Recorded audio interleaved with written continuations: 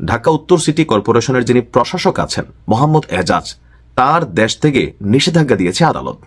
তো এই ব্যক্তিকে তো নিয়োগ দিল অন্তর্বর্তী সরকার, তাহলে কি এমন ঘটনা ঘটাইল যেটা নিয়ে আদালত তার দেশ ত্যাগের বেলায় নিষেধাজ্ঞা দিয়েছে? নিশ্চয়ই কিছু ঝোল আছে, চলুন দেখি কি সেই ঝোল।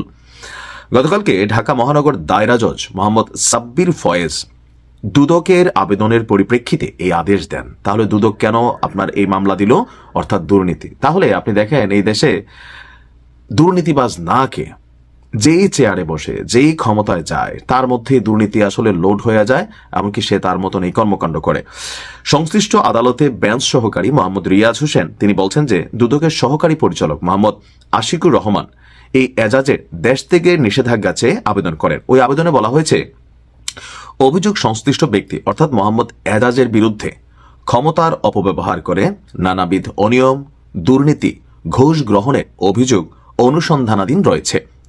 ঢাকা উত্তর সিটি কর্পোরেশনের অধীনস্থ মিরপুর গাবতলী পশুরহাটি যারা, ই রিক্সা প্রকল্প, বোরাক টাওয়ার বা হোটেল শেরাটনকে দখল করা, বনানী কাঁচাবাজারের দোকান বরাদ্দ, খিলগাঁও তালতলা সুপার মার্কেটের পার্কিং স্থানে দোকান নির্মাণ এবং বরাদ্দ, সিটি কর্পোরেশনের ভ্যান সার্ভিস, ফুটপাতে দোকান বরাদ্দ, ঢাকা উত্তর সিটি কর্পোরেশনের স্বার্থ সংশ্লিষ্ট অন্যান্য নানাবিধ বিষয়ে তার বিরুদ্ধে অভিযোগ রয়েছে। অর্থাৎ কোনো কিছুই মনে হয় আর খাওয়া বাদ দেয় নাই, কমিশন খাওয়া বাদ দেয় নাই। যতগুলা কথা বললাম, এখানে কি পরিমাণ টাকা ট্রানজেকশন হইতে পারে জাস্ট ইমেজিনেশন করেন।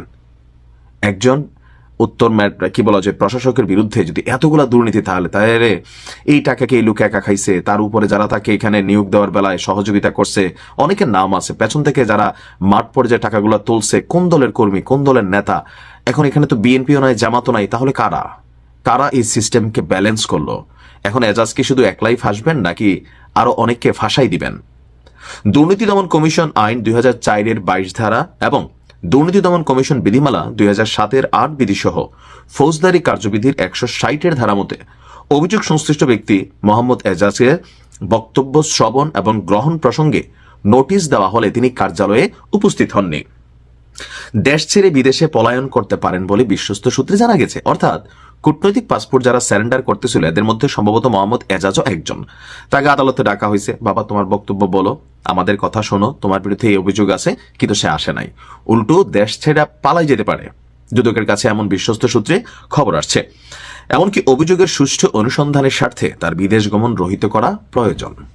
এই দেশটাকে দুর্নীতিমুক্ত করা আসলে মোর দেন ইমেজিনেশন। এটা আমি আপনি যতটা সহজ ভাবি, বাস্তবতা চেয়ে 1000 গুণ কঠিন।